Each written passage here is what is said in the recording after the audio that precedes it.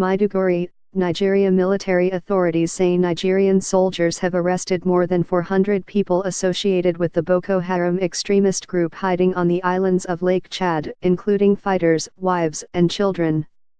The two-week operation netted the largest number of arrests of Boko Haram fighters in recent months in northeast Nigeria, Colonel Anyeman Nwachukwu said. The operation included air and ground offensives. The military said many Boko Haram insurgents were killed, but it did not give details. Among those arrested were 167 Boko Haram fighters, 67 women and 173 children. The women and children will be handed over to authorities of displacement camps after investigations, the military said. Another 57 insurgents were arrested during a separate operation in another part of the troubled region.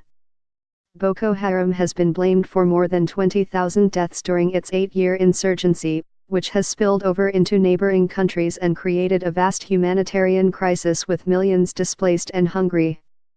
Human rights groups have expressed concern about the large number of women and children who have been arrested in the fight against Boko Haram, saying most of those detained have been picked up at random and without reasonable suspicion.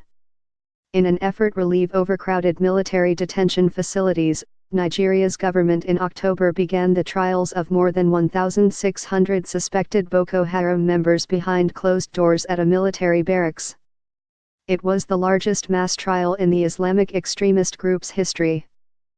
While Nigeria's president late last year declared the extremist group had been crushed, leader Abubakar Shekau remains elusive, and the group in recent months has carried out a growing number of deadly suicide bombings and other attacks.